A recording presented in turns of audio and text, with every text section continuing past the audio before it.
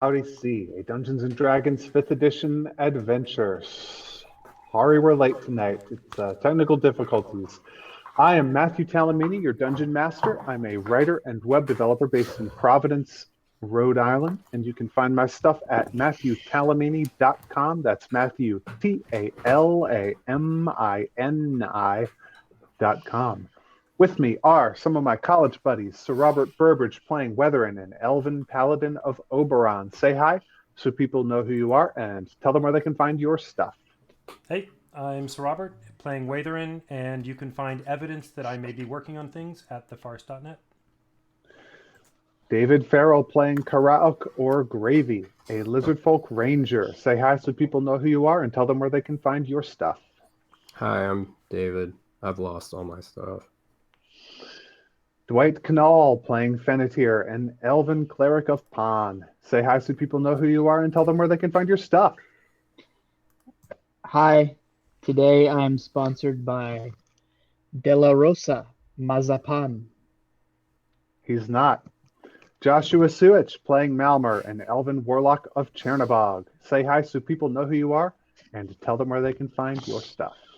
I'm Josh. You can find my stuff all over the internet using JSUICH. That'll find me on Facebook and Instagram. But if you go to the Starfall Collective subreddit, you can have the most interesting and engaging internet interactions with me, and we can talk about fan theories. Of which there ought to be many, but probably are very few.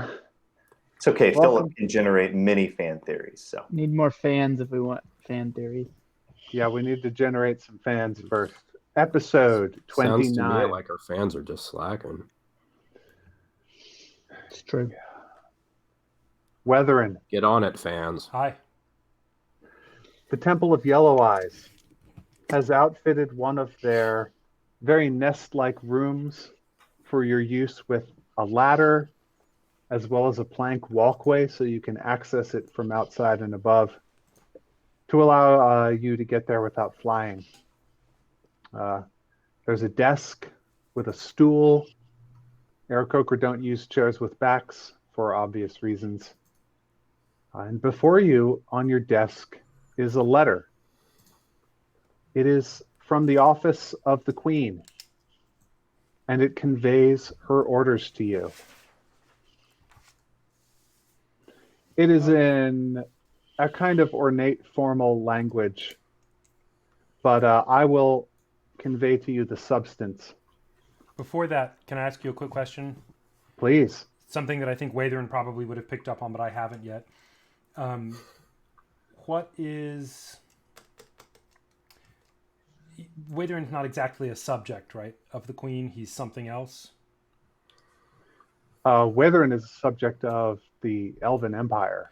Right. So I'm interested in understanding the relationship, the authority, right, or whatever's the mood of the Queen in the letter prior to the content.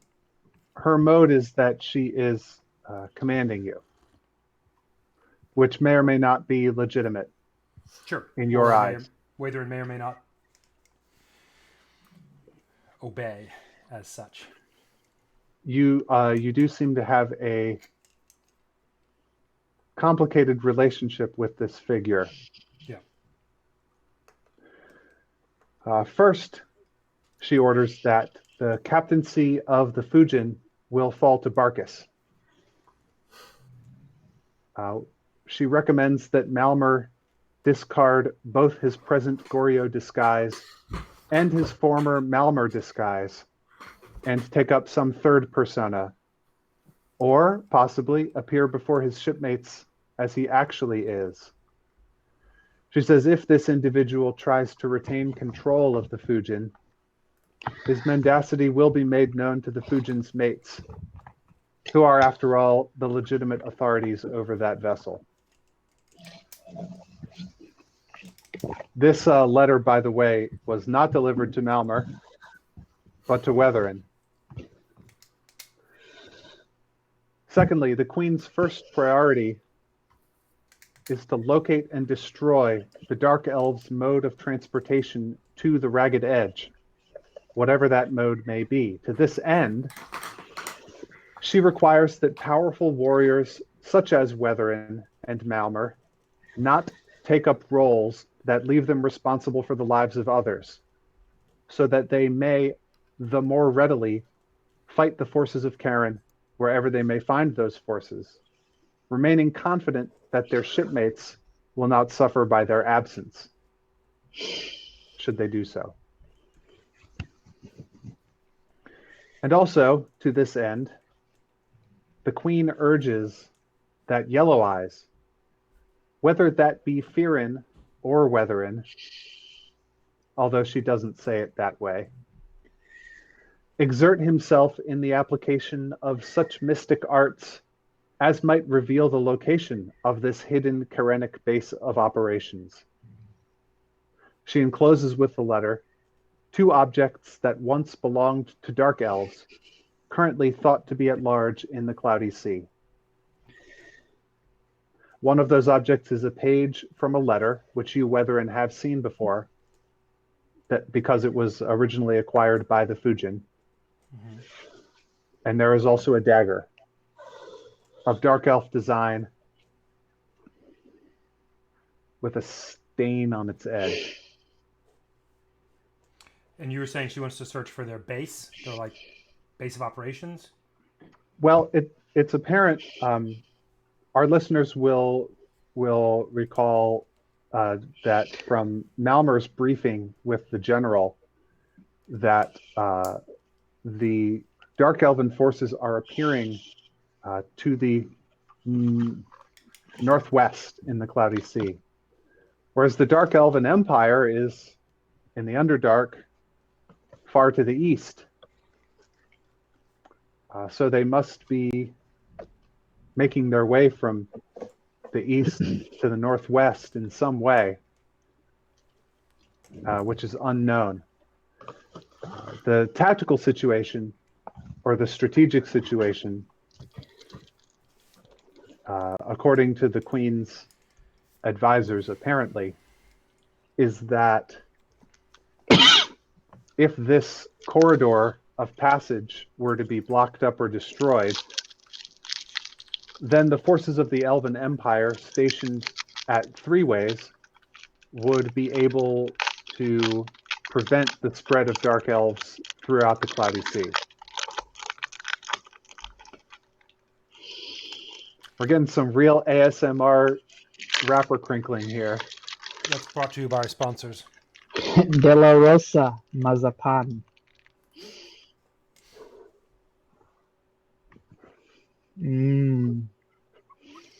Okay, I'm done. Sacrilegious. Did you get your Lunchable open there, big guy? Uh-huh.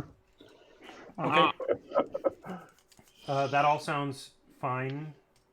So she's interested in locating and destroying, for Malmer and Weatherin to locate and destroy the whatever vehicle they're taking, whatever transport they're taking to get to Air Mountain, and for Yellow Eyes to search for the base from which the Dark Elves are coming, either to the northwest or to the east, or something, some intervenable point. Whatever it may be that is allowing the Dark Elves to show up suddenly, she would like destroyed. Okay. And, was there more that you were going to say? We seem to be getting a view of the website now instead of... Yeah, I just switch every so often when we're doing a lot of talking to give anybody watching. Sometimes I'll put a map up or, relevant things. I love it. Other relevant information I'm gonna leave the narrative with you for a minute. Okay. And you said Weatherin's in the secret den or whatever. No, Weatherin is in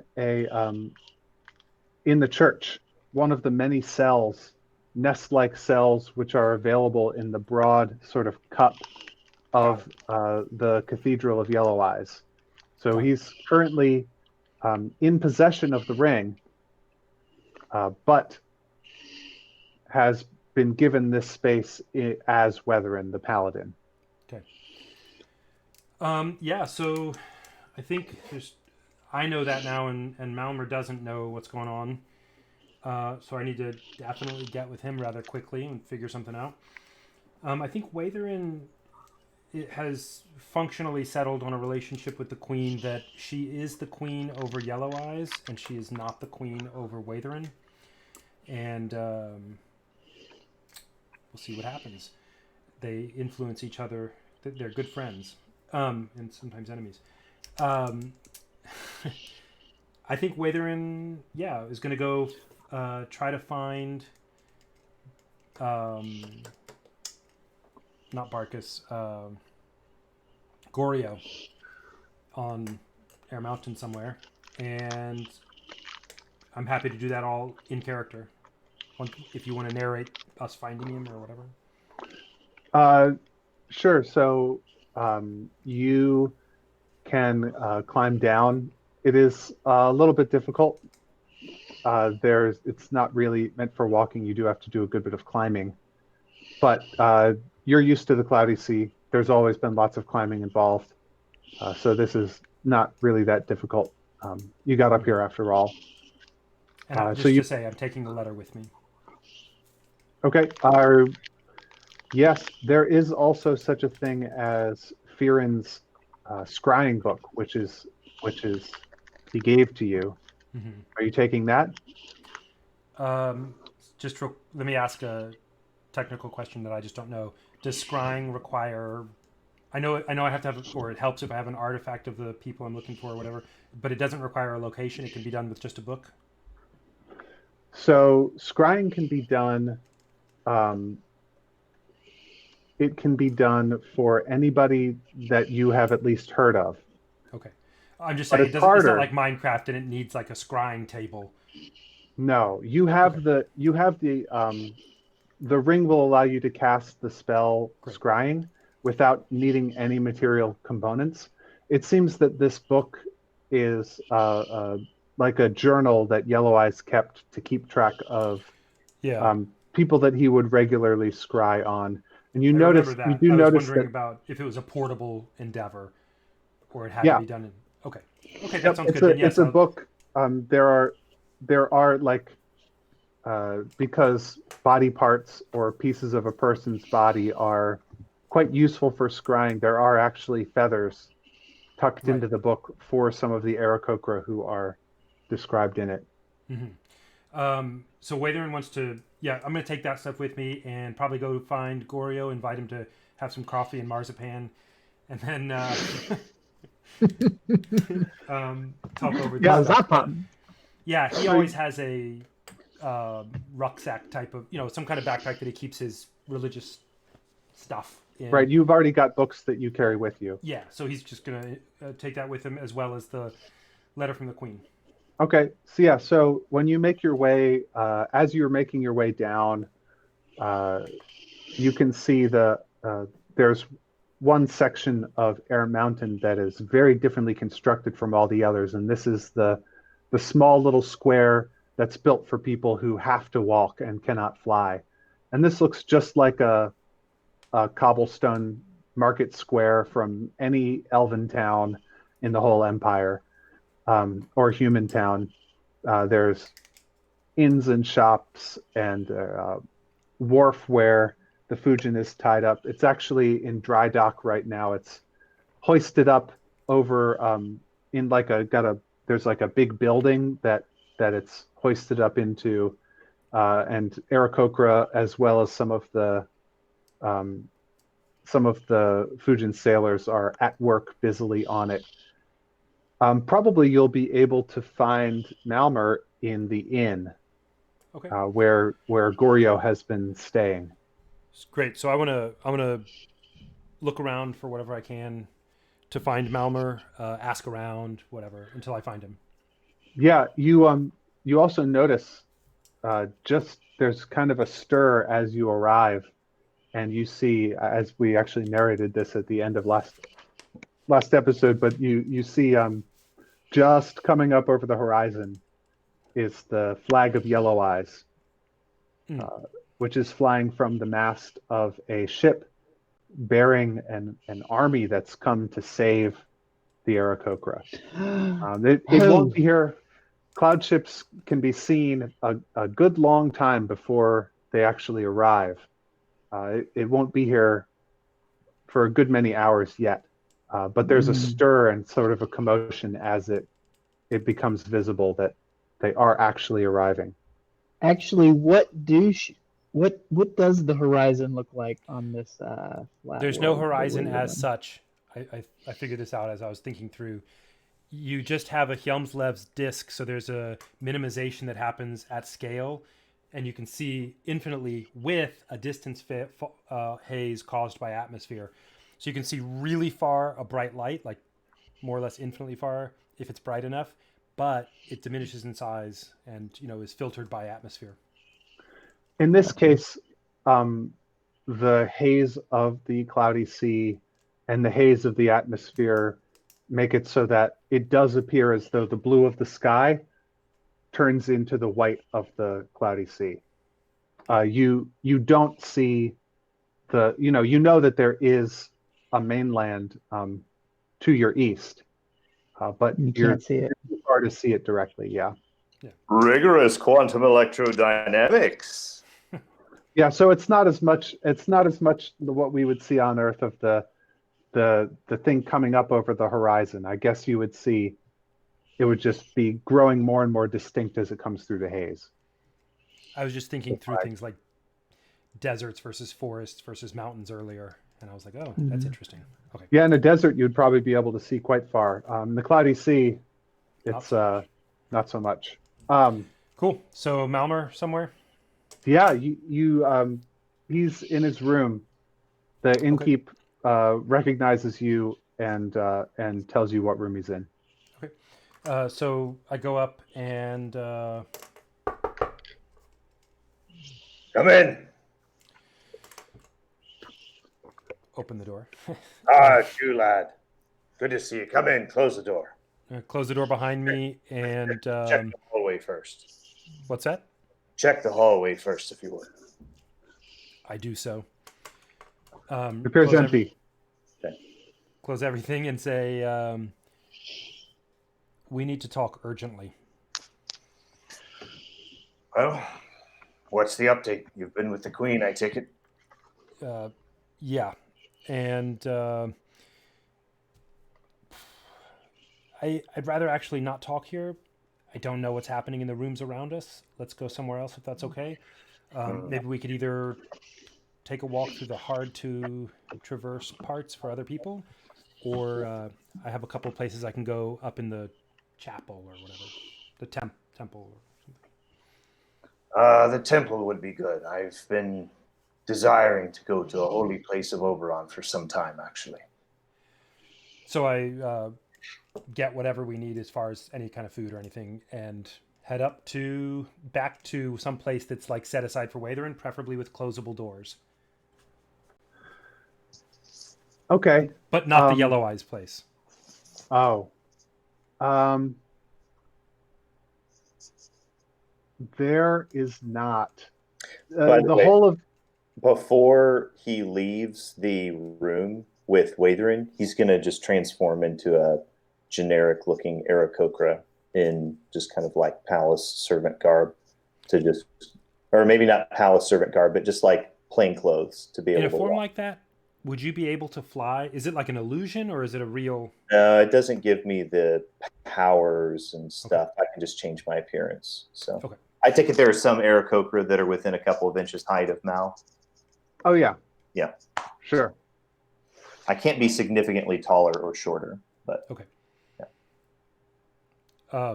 Watherin is generally dubious about changing one's appearance, but he's like, okay. I think let me make a perception check to see if I notice Watherin being uncomfortable. Probably not. That's like a 7. Less uncomfortable. More Watherin finds it potentially foolish, like because then you look like you're in disguise. That said, that's not something you notice. That's fine. There is privacy to be found in the cathedral. Not the kind of not like a door closes behind you privacy, But there are high up empty spaces. Okay, I'm happy to go for that. Waither Hermitages doesn't trust Malmer reserved. enough to reveal to him the whole Yellow Eyes Fearin thing. That's not Yeah, so there are like hermitages, which are okay. like up on top of spires that are like Perches and things. perches and things like that. Yeah. Okay, great. We'll head to one of those that's appropriate and also seems vacant, and Yep. where Waither can also see if there's somebody, and noting that he's wearing the ring backwards, which Okay. allows him to see invisible and stuff. Oh, Doesn't does it? it? True sight. Um, I believe that you would have to cast scrying on like in order to have the true sight, right? I That's Unless it not how says I otherwise. recalled it, but maybe we can look at that later. That's not probably. Yeah. I'll look at it during break or something. However it is, you do have access to true sight out to a significant distance. Okay. So yeah, you're currently making use of that. Okay. You're right though. I just read it and it says while scrying you have true sight. Yeah, but you can 200 cast feet. scrying for free, and you can scry on a location, and there's nothing that says you can't scry on yourself. So why fair shouldn't enough. you just have true sight all the time if you Sure. want it? But Fair you enough. can't have true sight of like your own situation and also be scrying on somebody Okay. else. I see. So it's true it's true sight on what I'm viewing remotely. Yeah. Remotely. Okay, great. That's helpful. Thank you. Yep. So great. I take up Malmer, or I guess I'll give him a Eric Coker nickname. I'll take up Cluckmal up to wherever. Lovely. Yeah. You're alone. So, Malmer. Mal drops the disguise. Like all of it, he looks like Mal. Okay. Narrate that for me, because I don't think Waither has seen you. Oh, yeah. So I think Mal walks past him and drops the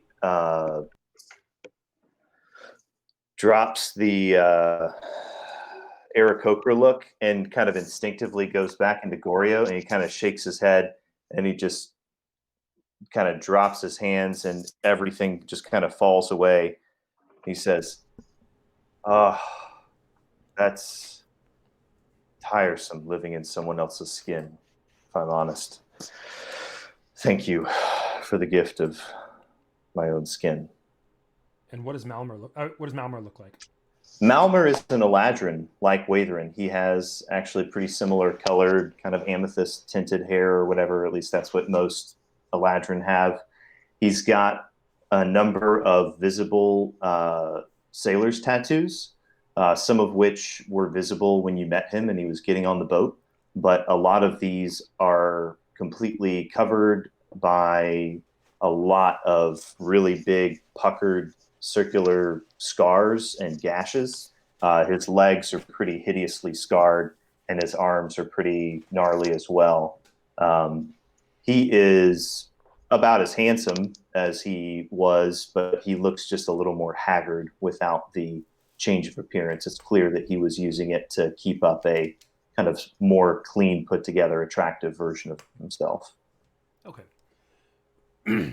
So Watherin, I think something like, arches an eyebrow and is silently just goes, okay, this is new. Great. So we need to talk here. I have a letter from the Queen, and I don't know if you know. Did you meet Yellow Eyes? Did I? No, I've never met Yellow Eyes. I've heard of him. Yellow Eyes is the high priest of this whole mountain, and the Queen's faithful servant. And The leader. also, Wait, sorry, Tom. Doesn't Mal know that Yellow Eyes is the leader of the Resistance? Does Mal know anything about that ship? Because we've got Aarakocra's scouts on board, and they're talking about yellow people flying the flag of Yellow Eyes and stuff like that. And that's part of why Mal wanted to come to Air Mountain, right? Is because he's trying to join the resistance against Palor. Oh, no, it's not against Palor. Uh, It's Yellow Eyes for Air Mountain. is In for Air Mal's Mountain. mind, in Mal's mind, joining Oberon accomplishes a number of things. I'm still thinking that's Yeah. probably not what Mal would have said, but that's reflexive from a few episodes ago. But anyway, okay. So yeah, I mean, there's no organized Palorian power structure here on the Cloudy Sea, the way Mm, there is for Oberon, and the way the giants. Actually, there sort of is. The giants, Giant Land would represent a more or less organized Palorian right. society. Right. So if there's an Oberonian Yellow Eyes resistance, it would be against the giants, maybe. But Palor and Oberon have mostly cooperated thus far in history. Hmm. Right. Okay. So he says, "Yes, I'm aware of Yellow Eyes and his role in serving Oberon and the resistance against Karen and the forces of evil here." Well, um, I know I haven't told you why I needed to come to Air Mountain. Um, First, I found what I was looking for, or yeah, I found what I was looking for, but it turned out to be very different than I imagined. Hmm. Good, and I've accomplished what I needed to accomplish, and thank you. I'm Um, glad you found it. to that end, I'm going to honor our deal to the best of my ability and help you with your objective. I don't know what it is exactly, but meeting with Yellow Eyes has changed a few things. One of the reasons he is called Yellow Eyes is that he is a very old mystic Hmm. sage Hmm. of the Aarakocra. And first, you should just know the invisible sea hag that we had on board the Fujin Hmm. followed me, and who knows what her purposes were, but she remained invisible. And as soon as Yellow Eyes met with me, he pointed to the sea hag, saw her invisibly. He was uncanny in his ability to see through her illusions and knew exactly where she was and struck her somehow. And she has been killed, which is terrific. She didn't kill or harm anyone in the palace. She tried, not to my knowledge. She didn't, wasn't able to harm anyone. I Good. think in part because Yellow Eyes immediately knew she was there. Hmm. The reason I'm telling you this, one, because that's no longer a threat for the Fujin, but two, your true self is now known to Yellow Eyes and the Queen. This means that your Goryo illusion, persona, whatever, is known to be a facade. And I pull out the letter that the Queen gave me from like a vest pocket or whatever, and I say, she's given me a letter that has a few things that for me to discuss with Yellow Eyes. But one of the things actually pertains to you and me. Hmm. First, she would like, she is, of course, regent over this land. Well, I say she would like. What I really mean is she requires of us who are visiting here in her land to assist in locating and destroying the Dark Elf convoy. So, An appropriate use of our skills, I would say, tactically speaking, sure. greater And context. as a part of that, or maybe related to it at least, she does not want either of us to have any encumbrances with other people that, being that we're capable fighters, that would prevent us from executing that objective with abandon. She wants us to form a strike team. Sure, or we could do it however we like, but more importantly, she wants Gorio or someone to give Barkus command of the Fujin, so that you and I can go off on our own. She did say, by the way, that she does not. By the way, I'm not showing Barkus the letter. I held it and waved it as a conversational prop, and I stuck it back in. She wants Barkus to take over command of the Fujin, and there's also a note, a comment that Gorio as such is not probably welcome on Air Mountain because he's false, or maybe not so. But anyway, Gorio can't be the captain, and instead she wants you to be with me, searching for the Dark Elves. I don't know what that means for you. I don't know how you want to manage that, and whatever you want is more or less fine with me. But there you go. Well, it's certainly disappointing. I was hoping to reveal my true identity voluntarily and as a sign of good faith with Her Majesty. Although part of why I hoped to do that was to negotiate terms about the conditions of the exchange of authority on the Fujin. And it seems she has already made up her mind largely about how that will operate. Monarchs. And that's why we come to the Cloudy Sea, and yet we've still run into one. I would like very much to have some words with her about the way that the levy gems from my master's temple are utilized. I think that they can be used for the good of the free peoples. And I think that they can be used as a blight against Karen. I will. That seems totally reasonable, and by hook or by crook, they are in your charge right now. Rightfully of the owners of the Fujin, but to appearances, that's you. I think it's a reasonable thing to request. I'll absolutely put in a request for you to have audience with her. I can't guarantee that. But that said, if you have to leave, you as Gorio or even any member, you obviously can't be a member of the Fujin or whatever. If you would like to entrust me with your share of the voyage's, bounty, I would be happy to give it back to you later or dispose of it, at how you would like whenever we're next at Three Ways or something. I appreciate it. I was hoping to come clean with the crew and appeal to them either way.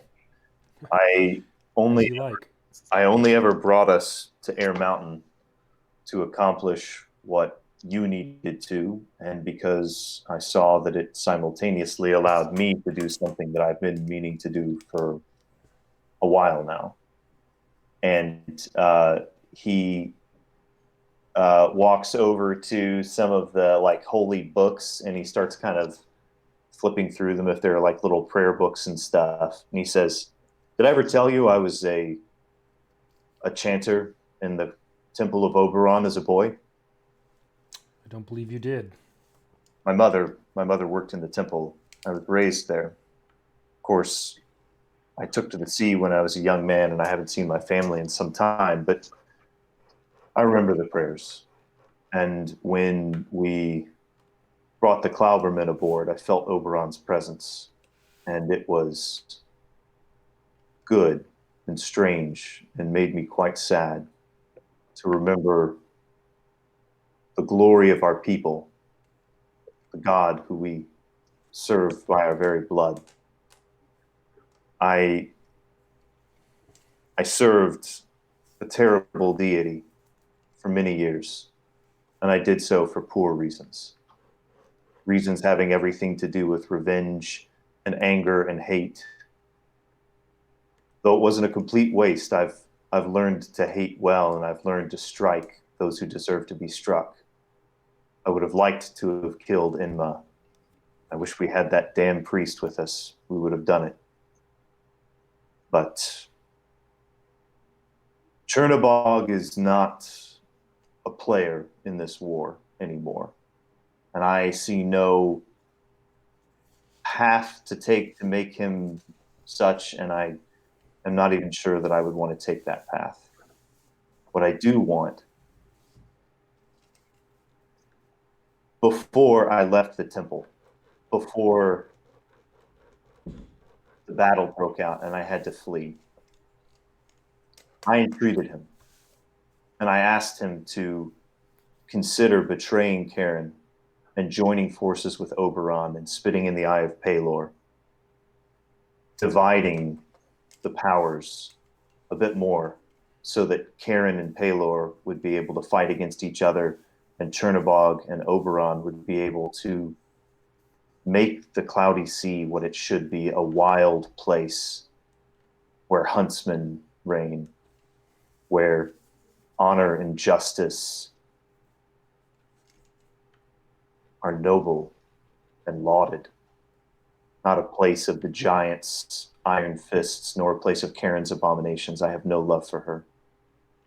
But if Chernobog is gone from this place, and my heart cries out as it does, I would pledge myself to Oberon. I don't know what ritual or what oaths I can swear, but I have no further allegiance to that god. He is not in this place. I can, in good faith, serve out the last of my oath to him to hunt down Inma when I have the opportunity. But in the meantime, I can, in good conscience, give myself to Oberon for the rest of my days, and I would do that. I'm glad to hear. I think I can help you with that, and help you with,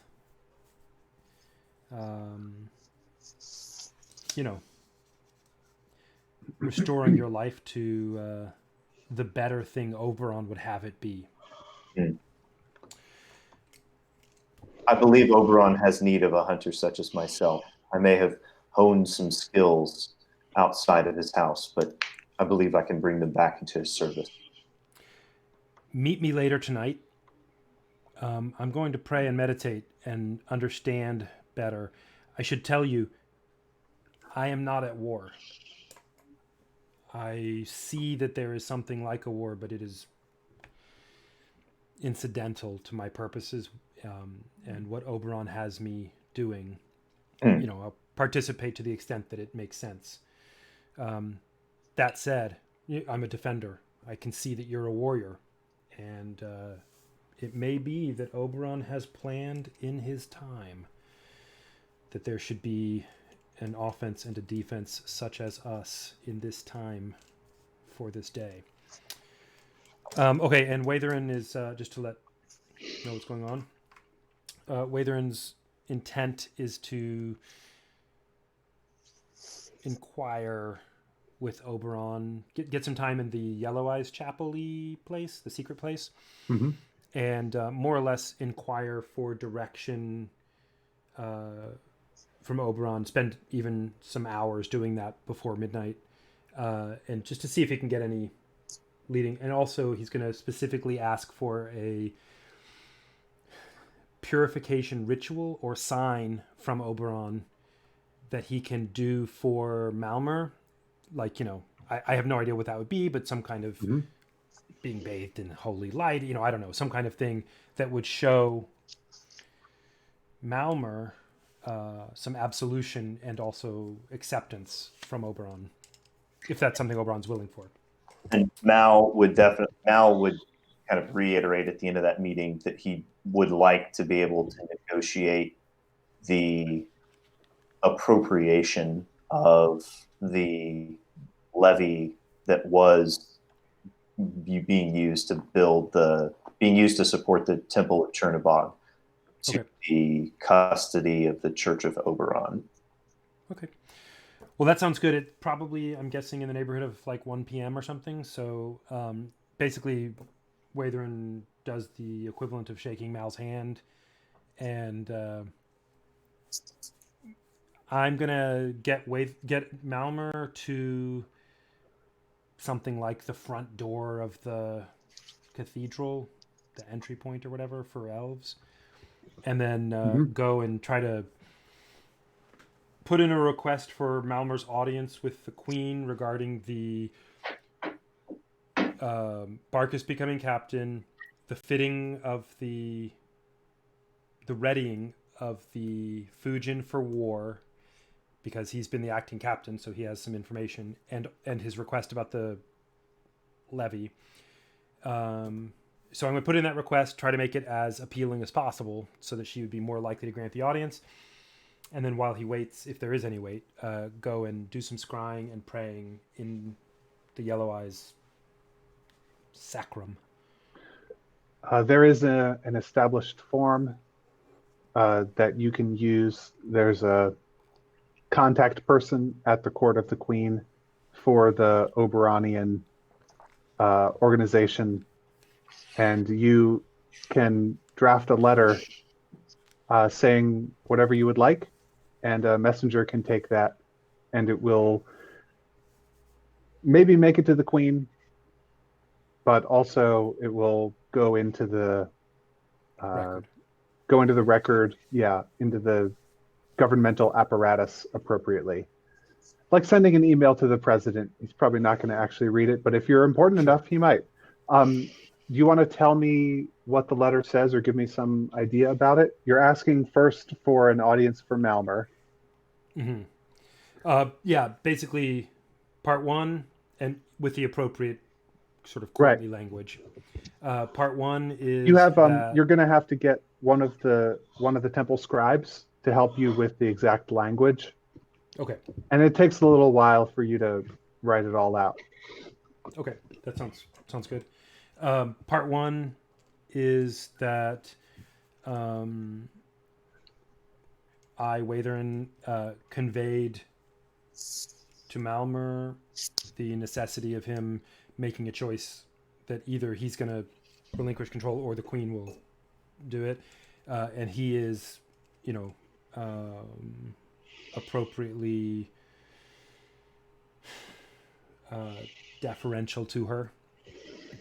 That, two, he has some specific knowledge of the workings of the ship, and also requests with regard to the vast amount of the vast wealth of levy, and how it can be used aboard the Fujin in particular, and otherwise to help against the enemies of Air Mountain.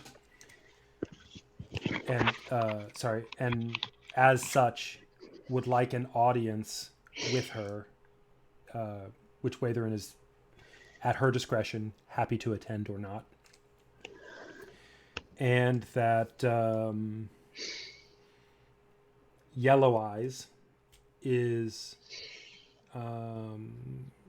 spending some time earnestly searching for the origins and conveyances of the Dark Elves. Just letting her know that that's what he's spending his time on right now. Maybe during the audience time. He's happy to skip the audience, but at her discretion. Great. That letter is written and sent off. Make it so. Cool. So then Watherin's going to go back to Yellow Eyes Temple and do some scrying and praying and stuff. I'm happy to do that now, or we can switch to somebody else and then I can jump back in later. Yeah, let's switch to somebody else for at least a little bit. Those of you who are, or at least given opportunity, those characters who are aboard the Elven warship flying under the banner of Yellow Eyes. For you, you see Air Mountain rise up or appear out of the mist like a thunderhead on the horizon. If you keep up your current rate of speed, you will probably reach it before nightfall. Anything in particular that you want to do? I thought it didn't rise up. It doesn't rise up.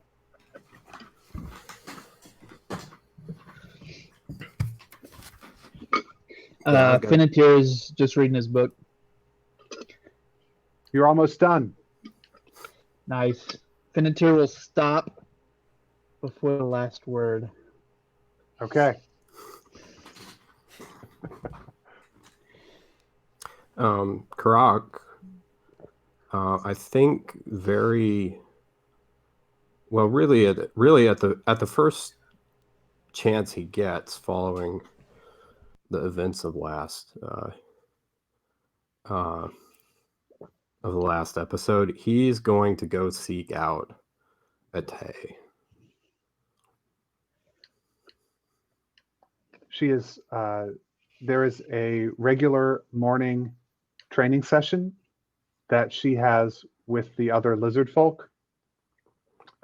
You've probably been joining in with this, but there's some standard sort of like whatever the rangers do to stay sharp and physically fit, sort of PT, or they're doing push-ups on the deck, or lizard calisthenics or whatever, Right. just to maintain discipline while they're at sea. Yeah. At sea. So. At sea. Right. At sea in double quotes. There's not really a sea. The cloudy sea. Offshore. Right. Yeah. So, I guess either, yeah, he'll go up to her while, or I don't know, how long do those usually last? I don't know if it's like a long, whatever. I don't know, maybe it lasts like an hour or something like that. This morning, she is giving a quick talk about some of the particular dangers of the cloudy sea that she has learned from some of the sailors, making sure that the other lizard folk are well aware of what they can expect if they do find themselves overboard. Okay. Yeah. Well, he'll wait till she's done talking then. I mean, he probably has a lot to contribute. Yeah. Yeah. Sure. He'll pitch in what he knows, as he's able to. What he knows turns out to be quite a bit more than she has prepared. I was gonna say, effectively, you're like a commando, dude. You're like a ranger or Green Beret. He tells. Yeah, wait, he doesn't know about whites, does he? I was gonna say he tells them to avoid whites. Stay away. No, that was you. Stay away. Go ahead and roll me performance if you're going to be addressing the group. All right. Yeah, I mean, he's not like trying to run the show or anything. He's just like, as he's. Just give me a roll anyway. Okay. He got an 11. It's very. Yeah, you Karauk is a little bit awkward. He's been away from. He's very stiff, and he speaks in much hissing. It's not. He's not a super interesting lecturer, but he gets the information across. He knows probably, but it's not very exciting. He knows a great deal more about, because the cloudy sea is one of your ranger specialties. So you are the lizard folk authority on this area, and yes, by the end of the talk, Ate is just asking you questions, and you are just answering them. It has become a Q&A with Karauk, the expert. Yeah. Okay. Yeah. Yeah, he's a little dry. Right. Well, so when that breaks up, after, as the lizards start to scatter to take care of their business. He goes up to Ate. Mhm. And he says, I wish to speak to you. Yes. Yes, let us go where we may speak alone. And I lead her up to the. I want to lead her to the front, Okay. of the ship. Imagine that. I mean, it's out in the open, but it's not like there's not going to be a lot of people. There's not. Yeah, right. So I'll go up to the. Yeah, he walks up to the bow. At the point there, and stands looking out at the sea, the cloudy sea. Mhm. Yep. She says, "What do you wish What? to speak of?" She is she behind me, Mhm. or is she? Okay, I want to try to maneuver her so that we switch places, so that she's standing in the. This is like a social maneuver where you're just using body language, or No, I mean I'm not trying to do it. He probably just sort of like makes himself look a little fidgety, like maybe he's pacing. And in the course of all that, he paces to where she's in the crook and he's behind her on the deck. as you're pacing, as you begin like walking around, she says, "What troubles you?" There is something that troubles me. There are many things that trouble me. There is something I must ask you. Yes. Yes. And you will answer me plainly, Ate. And he uses her full name. And he says, and you will answer me with the truth. And then he casts Zone of Truth on her. Well, I don't know how to. He casts Zone of Truth. Zone of Truth happens on an area, Yeah. and she has to make a saving throw against it. Mm-hmm. So, what's your spell save DC? Oh. Hold on. And the spell will also say what kind of saving throw she has to make. I believe it's probably charisma, It's charisma. Oh, crud. wisdom. This could go bad. wisdom. It's wisdom. No, it's under the hit DC it says charisma Really? on my page. No. Okay. It Great. might be that. No, the spell will say that Oh. she has to do a such and such save. Wait. Oh, I And see. You are using charisma to cast your spell. Oh. That doesn't have anything to do with the Sorry. particular save she has to do. Attack save is charisma 12. Okay. Yeah. Right.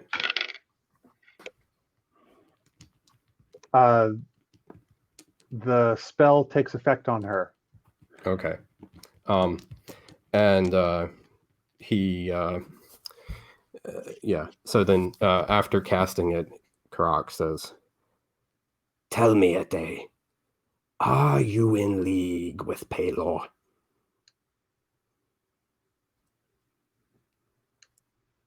She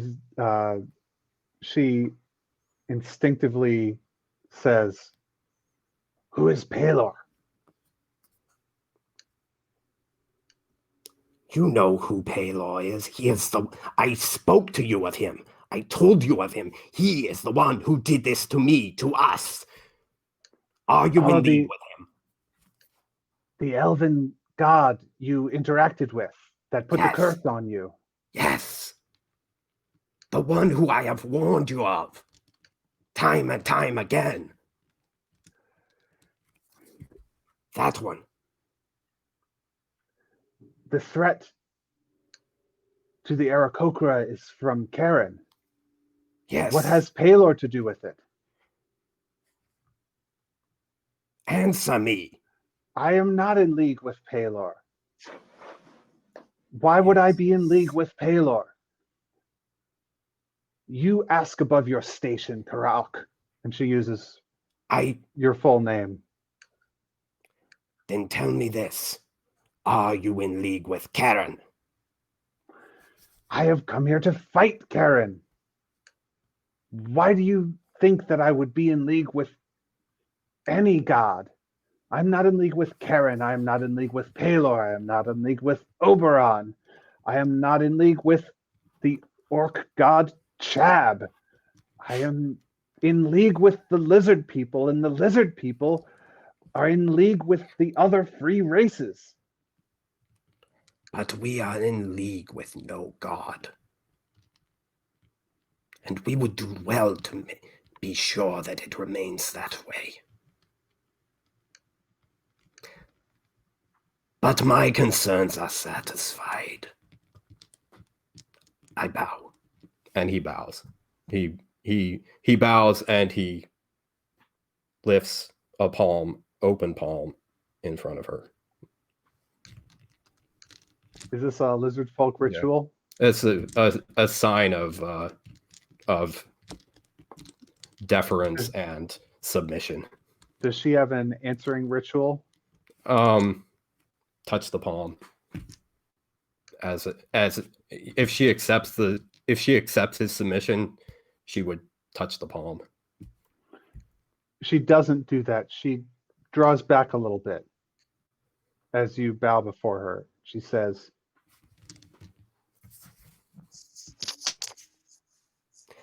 I have been all over the world to serve my people.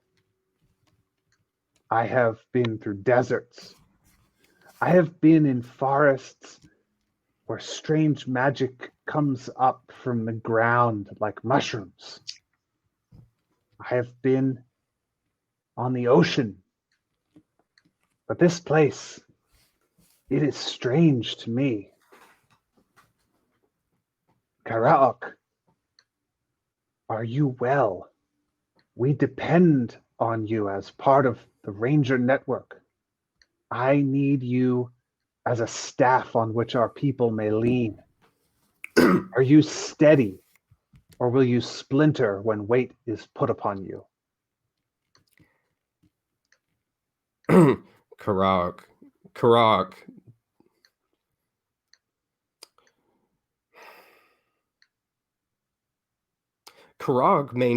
maintains the posture, but he looks up and looks her in the eye, which would probably be a little abnormal for someone making the gesture that he is. And he says, I will stand. And I would stand with every drop of my blood. But if I break because the gods do it. I break for what the gods have done to me. That is why I ask.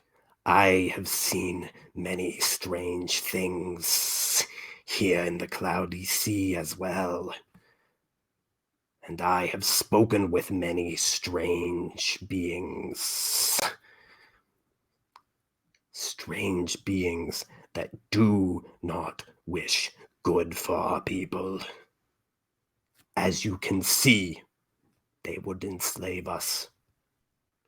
And they have slain me. I was killed by a god. And I returned. So yes, I will stand.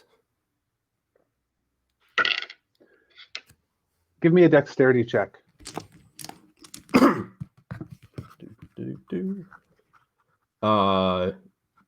Saving throw?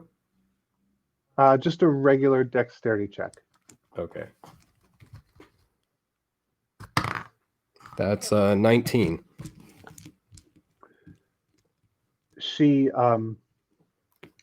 She reaches for your wrist, Mm-hmm.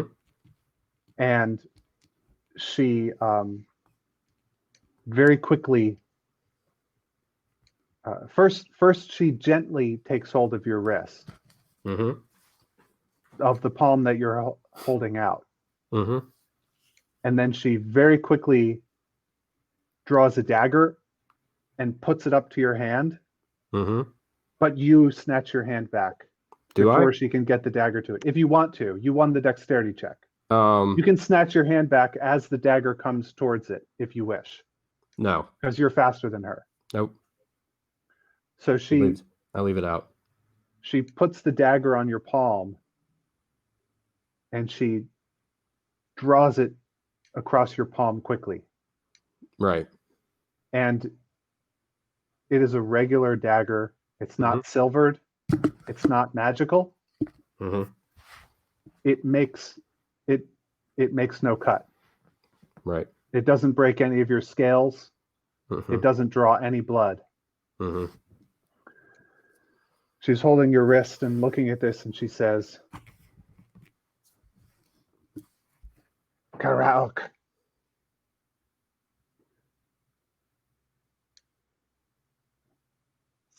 She looks around, makes sure that there aren't any lizard folk nearby.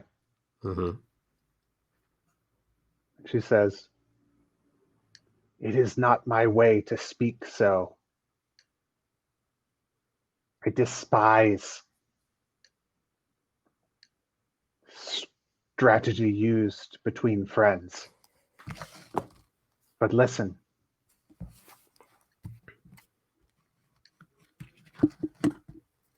if you should challenge me and to try and take from me, she holds up this sort of torque or like gold necklace. That's the symbol of the Warden of the North. Mm-hmm. To take this office from me,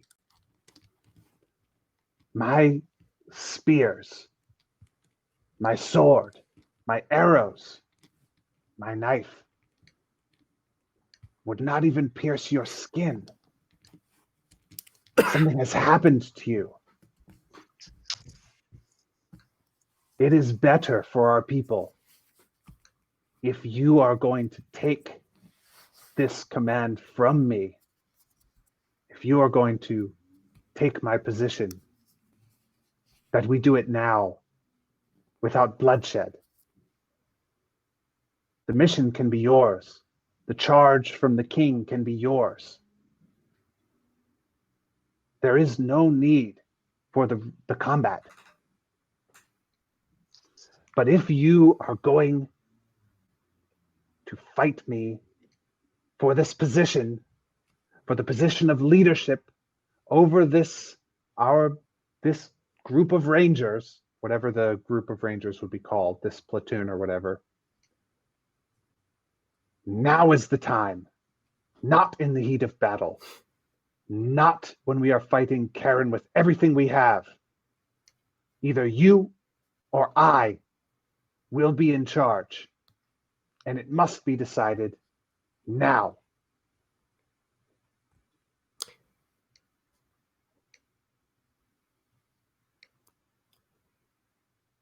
What are your plans regarding the god Palor and what he has done to me and what he has done to us? If he can be manipulated to the advantage of our people, I would do so.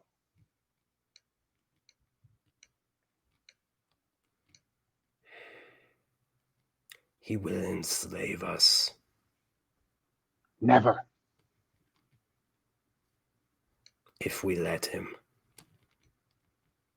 This he did against my will.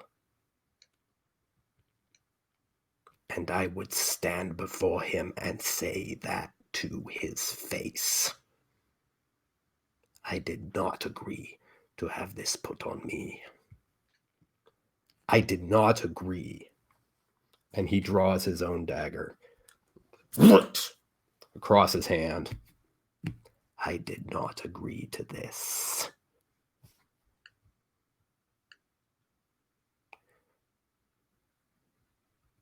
And that is my concern. I am a ranger of the lizard folk. I protect our people from all threats, and I will die before I let that thing enslave us.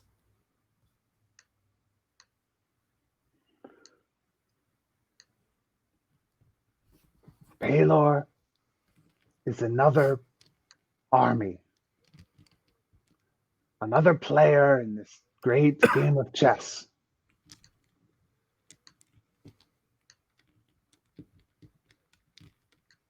Choose this day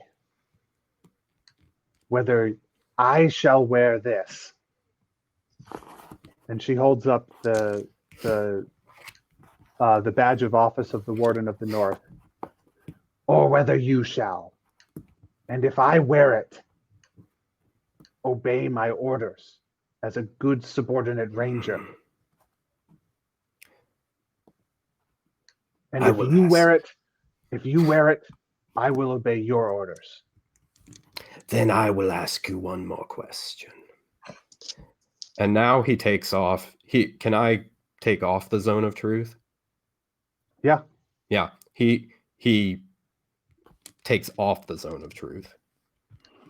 And he says,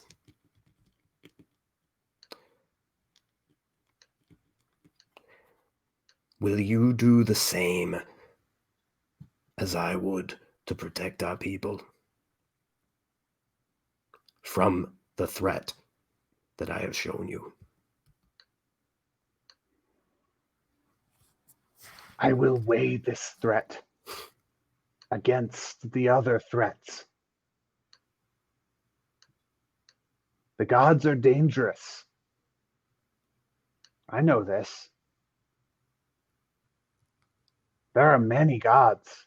All are dangerous.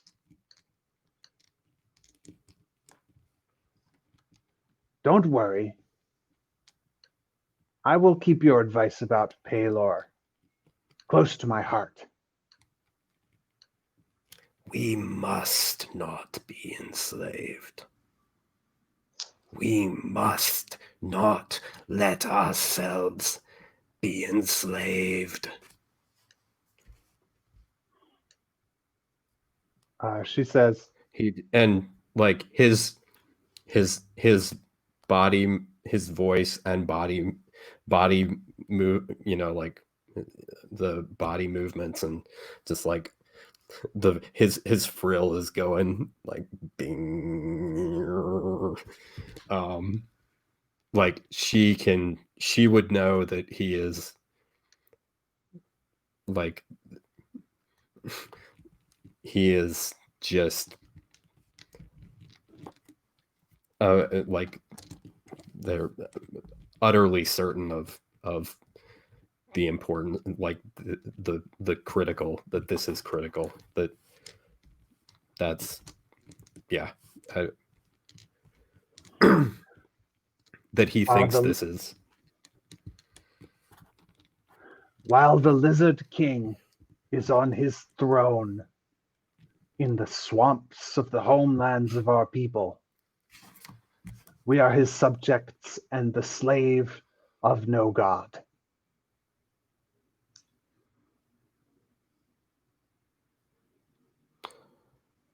Then Karak kneels again and bows his head and puts out his palm.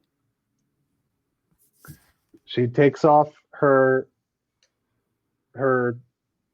Warden of the North necklace, and she says to you, "One of us must wear this."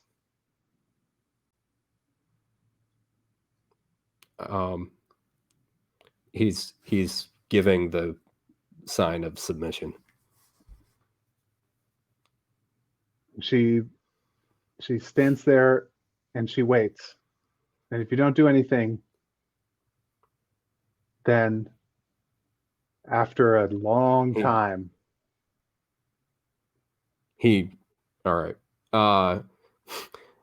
When it after he he sits there, and after a few moments,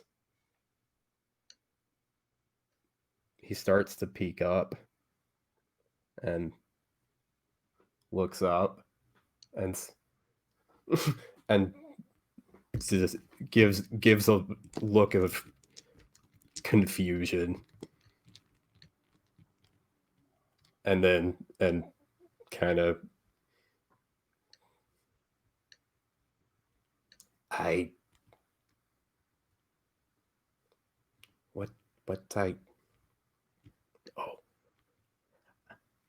will serve. she takes the It is the that I offer no challenge. she takes the necklace and she puts it back around her neck, and she says, "Good. Let it remain this way." It shall. And with that, we are going to go to our 9 o'clock break. We will be back at 9:12 in 10 minutes.